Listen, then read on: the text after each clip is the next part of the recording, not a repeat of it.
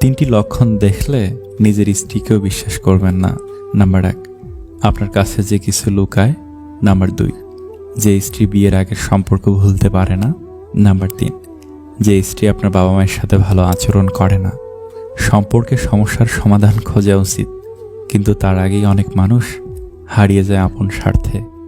যার ওপর বিশ্বাস থাকে না সে সত্যি বললে মিথ্যা মনে হয়, আর যার ওপর একবার বিশ্বাস এসে যায় তার মিথ্যাগুলো সত্যি লাগে। এটাই সবচেয়ে বড় ভুল। খুব ভালো অভিনয় করে যারা, তারাও জানে অভিনয় শেষে স্টেজ থেকে নেমে যেতে হয়। কে বলেছে ঠকলেই মানুষ ভেঙে যায়? ঠকে যাওয়া থেকে যে শিক্ষা পাওয়া যায় সে শিক্ষা কোনো বইয়ে নেই। লক্ষ্য পূরণের পথে দুটি জিনিস অবশ্যই আসবে, প্রথমটি বাধা আর দ্বিতীয়টা বদনাম। একটু সুখ পাওয়ার জন্য যে অনেকখানি কষ্ট করে তাকেই বোধহয় মানুষ বলে। যে বা যারা তোমার মূল্য বোঝে না তাদের থেকে দূরে থাকাটাই বেটার।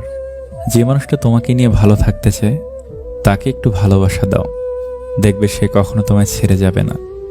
অপেক্ষা সবাই করতে পারে না, আর যারা অপেক্ষা করতে পারে তাদের ভালোবাসা কখনো মিথ্যে হয় না।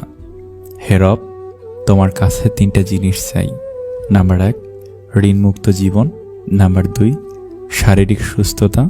নাম্বার 3, ঈমানের সহিত মৃত্যু। দিনের আলোয় তো দেখা যায় সবার মুখেই হাসি, আসলে সে তো রাতের অন্ধকার জানে কে কতটা খুশি। ভার্চুয়াল লাইফে নিজেকে প্রমাণ করার দরকার নেই। এইখানে নেট অফ করলেই আপনাকে কেউ চিনবে না। রিয়েল লাইফে নিজেকে প্রতিষ্ঠা করুন, যাতে মানুষ ডাটা অন করে আপনাকে খুঁজে।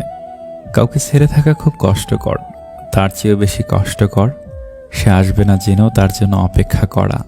বেঁচে থাকতে মা বাবার মুখে 2টো ভাত দিন, মরার পরে পাড়ার লোককে গলদা চিংড়ি খাইয়ে আত্মার শান্তি খুঁজতে যাবেন না। পাহাড় যত উঁচুই হোক আকাশের নিচে, মাছ যত বড়ই হোক পানির নিচে, শেকড় যত বড়ই হোক গাছের নিচে, যে যত বড়ই হোক যেতে হবে মাটির নিচে। ডিভোর্সের কারণে স্বামী স্ত্রী কিছুদিন কাঁদে, সন্তান কাঁদে সারা জীবনের জন্য। যখন মানুষের খুব প্রিয় কেউ তাকে অপছন্দ, অবহেলা কিংবা ঘৃণা করে তখন প্রথম মানুষ খুব কষ্ট পায় এবং চায় যে সব ঠিক হয়ে যাক।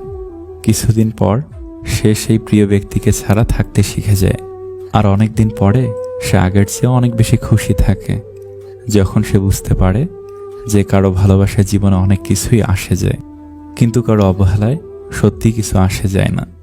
মূর্খদের সাথে কখনো তর্ক করতে চেও না, কারণ তুমি তাদের হারাতে পারবে না। তাদের সেই হারাতে পারবে যে তাদের চেয়েও বেশি মূর্খ। ডাকাত যেমন গরিবের বাড়িতে ডাকাতি করতে যায় না, তেমনি শয়তানও ভালো মানুষকে ছাড়া খারাপ মানুষকে ধোঁকা দেয় না। বর্তমানে তোমার গল্পে যে চরিত্রহীন সে হয়তো অন্য কাউকে ভালোবাসতে শেখায় প্রতিদিন। যত বড় হও না কেন নিজের অতীতকে কোনোদিন ভুলবে না।